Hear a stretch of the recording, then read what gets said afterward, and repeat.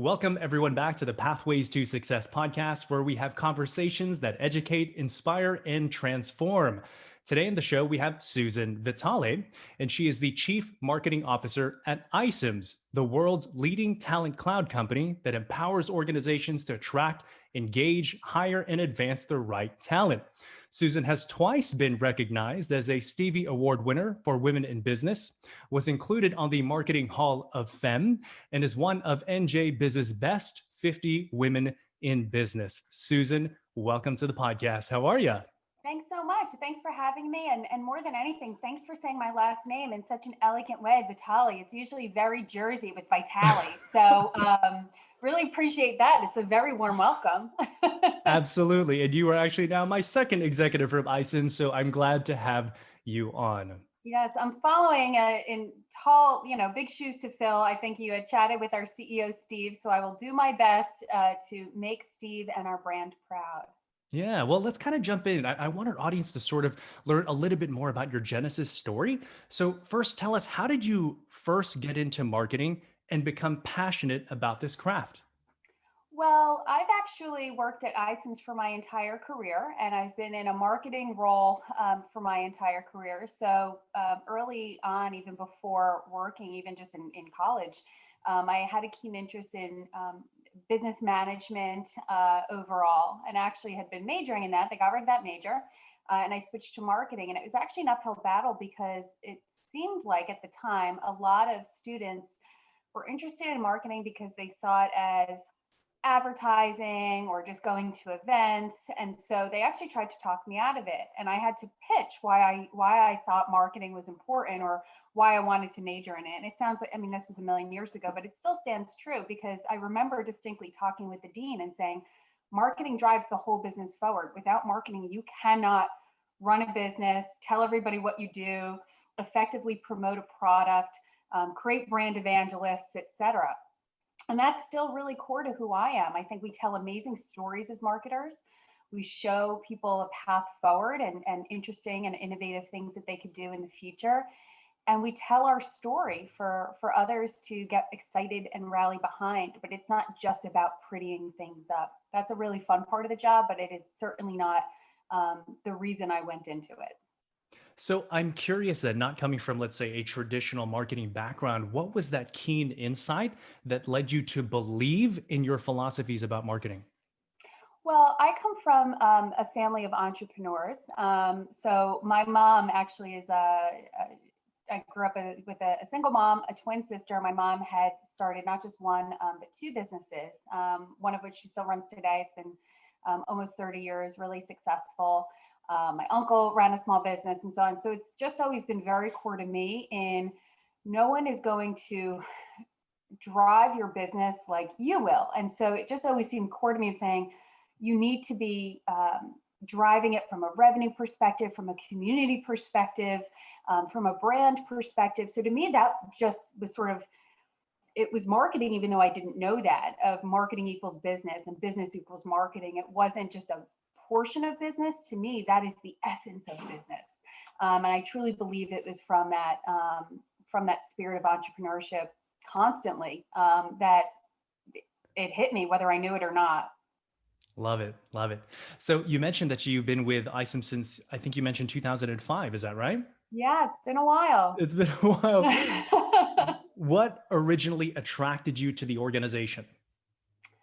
uh, I teased about New Jersey a minute ago, but I am nothing if not consistent in my love of Jersey, and with that, I have to be honest and transparent, because that's what we do in Jersey.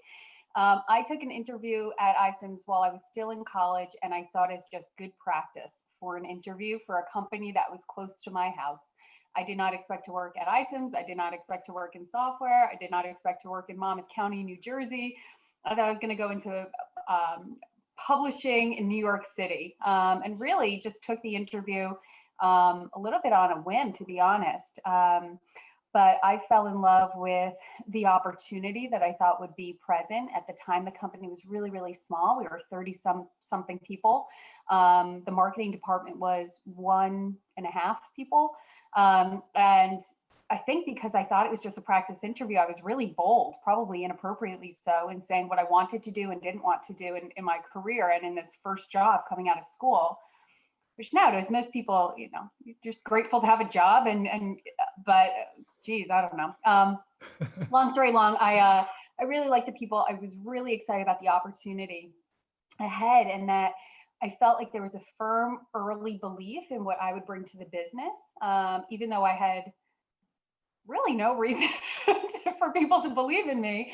I hadn't established a ton of credibility early on, but our founder and our then director of marketing sales were just incredibly supportive. So I got to try and do so many things that I really had no business doing, but they just had great faith in me. And that gave me a lot of confidence and excitement to move a little to the left and move a little to the right in areas like product and sales and get a more fulsome view of what marketing could be. And that's been critically important to my success of the business. Yeah. My background is actually talent acquisition. So I've been an IT recruiter for 12 years before I made this entrepreneurial leap, right? And honestly, I had never heard of iCIMS before until over the past maybe 3 or 4 years. And then I started seeing you guys everywhere. So I'm curious, what was the difference there in the past few years, I guess? Yeah, well, it always breaks my heart as a head of marketing when I hear somebody doesn't know iCIMS, who's in our target. Certainly, I Sure. don't expect everyone to know us, but it warms my heart to hear that a couple of years ago you started seeing and hearing us more, because that's really when we put more of a concerted effort around brand. As a smaller organization within marketing, we were really exclusively focused on demand generation efforts, and in the early days, as close to free as you could get demand generation efforts, because we were just a small company, and brand and PR, sponsorships, et cetera, really just thought leadership were secondary at best. I mean, tertiary at best. We just didn't have the energy or the resource to put behind it because we're just trying to fill pipeline. But as you can imagine, that way of thinking about we're just here for demand gen and it's transactional runs out, and you can't effectively fill pipeline if you don't have a brand and if you don't do really great things in content and thought leadership and PR, et cetera. So a couple of years ago, we put a lot more effort there. And in some respects, that's through, say, paid advertising and out of home at major trade shows, big sponsorships. But quite a lot of it was really around earned media and thought leadership and just really strong content. iCIMS has phenomenal data. So as the largest talent cloud, we get to see really interesting information about the job market, applications, what candidate behavior looks like, and how that changes or varies by geography or by job type or by demographic, et cetera. And so we were able to start harnessing that for earned media to truly just educate people about interesting things that were taking place.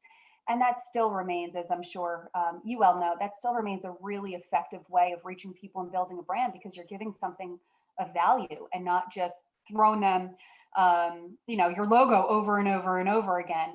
It truly was able to help propel our brand and elevate us to more of a thought leader, which was really important as we moved up market and frankly, up the buying persona stack a little bit as well. That was really important for us. I love it. Well, let's jump into this because I know sort of the technical topic we wanted to discuss today was all about branding, right? And I have a lot of entrepreneurs and CEOs and corporate leaders tuning into the show, and everyone is always wanting to sort of improve that for them. So let's start with a baseline definition. How would you define what a brand actually is? To me, the brand is the promise you make to the market.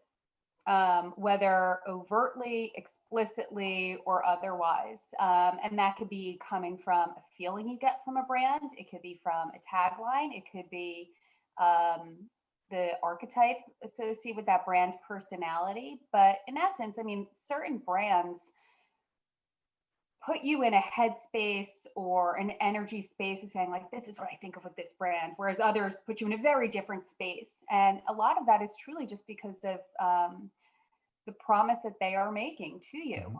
So if you're known to be a customer service oriented brand, man, you better be really, really good at customer service. If you're known to be leading edge innovator, then you can't let that slip. And so while branding and brand advertising and brand awareness, et cetera, all fit into this larger brand bucket, to me, it's really about that feeling and that promise that you are conveying to the market overall.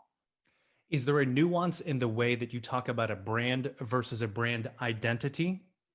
Yeah, certainly. I think a brand identity to me it's an extension of the brand overall, or a sort of a layer to it. Mhm. But I typically see brand identity as falling into the traditional verbal and visual identity. And most people think of the visual identity of a logo and a color palette and your type, maybe your word mark or something like that. And that's important because if that flies in the face of the other brand promise you're making, or the brand promise overall that you're making, it causes confusion and it doesn't feel authentic.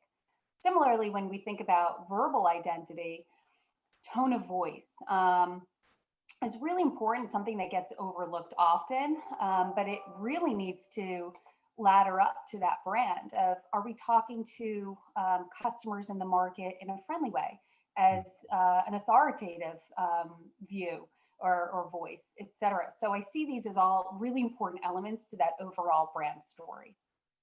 Gotcha. So why is it important to have a clear, distinctive personal brand identity in business to create specific business outcomes? Because almost every market, almost every product Mhm. is really competitive, whether we want to believe it or not. Even where we see greenfield, it's not totally greenfield. There might not be direct competitors, but there might be indirect competitors. There might be competitors who are competing for wallet share, even if they aren't necessarily an in-kind competitor offering the exact same product. Without having a consistent, authentic voice in the market with your brand, it's way too easy to slap a different logo on your brochures, so to speak, if I date myself by saying that. And Mhm. it could be anyone. And quite candidly, a couple of years ago, about a year and a half ago, actually, we did that with, we had a strategic planning offsite, and I took a recent analyst report and I stripped out all the names in some of the overviews where they described the vendors, and I made all of our executive team guess who each one was about. I said they could all be us, none of them could be us, pick them.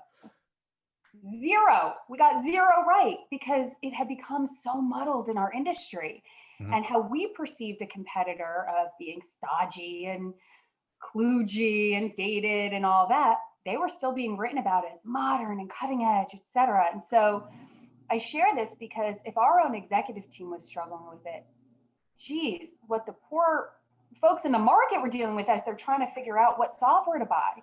So it was a really important moment for me as a head of marketing, because this isn't just a marketing problem to solve. We could send in a new blurb for this analyst report, sure, but the problem was bigger than that, and saying if everyone's going into this category and it's starting to get a little too crowded for what I'm comfortable with, we got to go all the way over here. We got to start creating more distance between us and the rest of the market.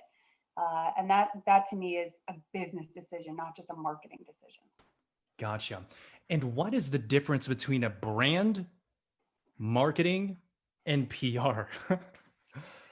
Well, everybody has different definitions for this, and Mhm. to be honest, sometimes we have these meetings internally. And I'm like, oh man, this is turning into a satirical video of what marketers geek out to in these meetings. But they become important so that people know what good looks like and when to celebrate each other, all right, as well as of course create accountability.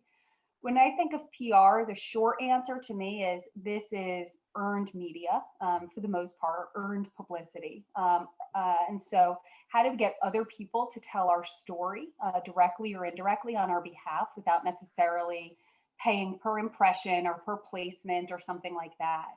And that PR can come from great relationships with journalists, that could come from customers advocating on your behalf or talking about how your software, goods, or services have helped them in their own business challenges, what have you.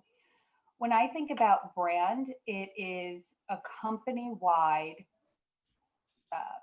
not just initiative, but again, promise. So this was really important for us to frankly drill into everybody's heads during this brand refresh over this last year, it was important for me when I was talking with our executive leadership team and saying, I think this is what we should be doing on the brand side, but I am not signing up for this if you're not going to deliver this way on product, if you're not going to deliver this way on service, et cetera, because it truly is a brand promise. And frankly, there's a worse thing than having a crappy brand, and that is a brand that the marketing message doesn't align with reality, and people are unfulfilled in terms of what you're saying your brand is and the experience they have. And so to me, the brand is corporate wide, across segments, across geos, across product lines. It's who you stand for as a large entity. Whereas marketing is a pillar within that. Marketing might be how we communicate that brand. It might be how we drive demand, et cetera, but it sits underneath brand. Love it. Love it. So brand, it's kind of like the DNA of the company, right? So I totally get that. Absolutely. Yeah, it's a Yeah. great way of talking about it. So iCIMS has just gone through a refresh, right? So what are the steps for a company to sort of uncover what that brand is and what to kind of stake a claim on, and this is who we are? How does that process look? So it was an awesome process. That part of the process in particular was really, it's always challenging, of course, but it was a really fun part of this for me because it's your opportunity. It's like when people go to college and they decide to go by a different name, and you're like, you get to decide who you want to be for this next leg when you go through that. And so we worked with a wonderful agency in this, and one of the really important and interesting steps as part of this process was to hone in on our brand archetype. And so some people are familiar with the archetype wheel. It has, I think it's 12 different archetypes into 4 different categories. And so we took a look at where we felt the competitors fell on that wheel, where we felt we fell on that wheel. We also took a look at customer feedback, employee feedback, et cetera, and asked them, not just where do you think we are, but where would you like us to go? And it was a really interesting opportunity for us to go through that because we're able to share back and say, this isn't a marketing, I think we should do this. It is so clear this is where we need to go. And it was a really, I think, inspiring opportunity for us to say, our new brand is a creator brand. It's not even just what we create, it's what we enable others to create by partnering with iCIMS.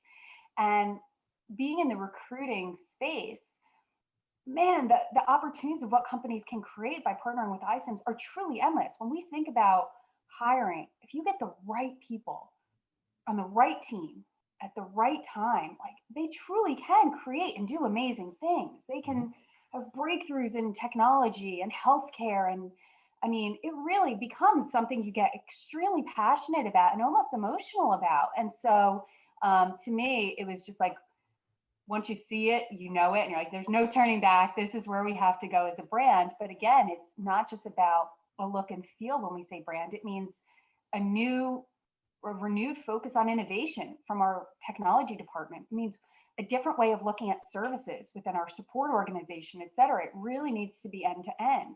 And I was so proud that the entire senior leadership team and frankly, the entire company more than rallied behind it. It was clear that everybody was ready for that step, and it was extremely fulfilling. Love it. So tell us, what is the inspiration behind the refresh and the nuances of the new brand identity of iCIMS? Well, I alluded to this, sort of when the right people come together on the right teams concept. And I think it's an important one because especially in recruiting, we see a lot of things changing within our industry all the time. The supply and demand changes all the time. How people hire changes all the time. The technology they want to use changes all the time. And then you also look at digital transformation efforts happening within organizations. And then you have a global pandemic, which frankly just accelerates all of that. It dials it up to like a 40. And so in thinking through what was happening in the real world, as well as what we were looking at for our own brand, we felt like this concept of talent, teams, and transformation really had to come together. And the idea being that at the intersection of digital transformation and the future of work must be talent transformation. These things can't be achieved without transforming how you look at talent.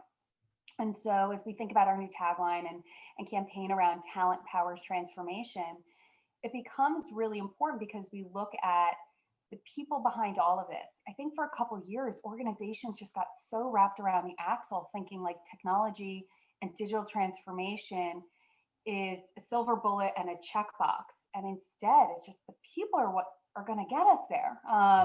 And so that was important for us to get a little more human again. Another important area to this was concepts around diversity and inclusion. And it's important to note that this has been a part of who we are and our customers have been for years now. This isn't necessarily just a point in time. But when we think about the circle with over the I and iCIMS, we really wanted to think about this as almost like a round table. A round table, nobody's at the head. Nobody's more important or has a bigger, more important seat than anyone else. It is inclusive. Everyone has a voice. Everyone has an opportunity. And so we've done a lot of playing with this dot over the I and this circle to see what we could do with it from a movement perspective, adding dimension, et cetera. We've also introduced some new colors to our color palette. So prior to the brand refresh, iCIMS Red was loud, proud, out there. And while it's still part of our palette, teal is really the primary and red and some other colors like gold and purple are more secondary for us.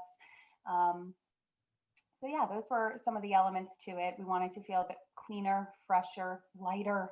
And a big portion of doing that was even just introducing the concept of the talent cloud. That is an ownable concept for us that we felt was clearly where we needed to go. And the talent cloud allows us to really help organizations in what they need to do to attract, engage, hire, and advance the world's best talent so they can build their own diverse winning workforce. I love it. Susan, tell our listeners what else we should know about sort of like growing our brands, improving whatever that is, and anything else you'd like us to know about iCIMS. Oh, growing your brands. I think to me, there's a really important element to this that other people have to believe in it within your own organization and outside. And that's the groundswell or critical mass that you need to help this thing take off. And it doesn't mean it happens organically, although that, of course, is wonderful. There are important programs that you could roll out to try and get people involved, build excitement, et cetera. So even as I think about our own launch, we had so many details leading up to that big day to get our own employees excited and help mobilize them as brand ambassadors on launch day through social media, through swag, through contests, et cetera. And it helps build momentum. Similarly, we've tried to activate our own community of customers and partners to help spread the word too. So again, it doesn't just come from iCIMS beating our own chest saying how great we are in this new brand. Otherwise, as it relates to iCIMS, I mean, I'm so proud of where we've come as a brand. As mentioned, I've been here for a really long time. And so we celebrated 20 years in business earlier this year. I celebrated 15 years at the company earlier this year. And it's just a wonderful milestone for us to say, what does the next chapter look like? Let's build on these other incredible successes we've had and pave the path forward with the new and improved iCIMS with respect for the brand we've been and what it's done for us, but with a lot of excitement for who we're going to be in the future, which is, again, cleaner, more modern, fresher, doubling down on innovation and AI and leading the industry. Love it. Susan, I want to close with a few kind of fun questions just to kind of get to know you a little bit better as a person. So, Susan, what is your favorite food? Oh, my favorite food. I eat a lot of pizza. I eat way too much pizza. It's okay. I do. I eat like a 5-year-old. I eat like 7 things. It's pretty sad. Me too. I'm into it. What's your favorite movie? Well, the last time I got asked this by Steve, I embarrassed myself, but I may as well do it again. And I said, anytime Mean Girls is on, I will watch Mean it. Girls. I love Mean Girls. I love Bridesmaids. I love all of those. But there are also some, I'll always watch Good Will Hunting or Shawshank or one of those as well. Susan, tell us something about yourself that you're very proud of that no one really knows about. Ooh, that's a wonderful question.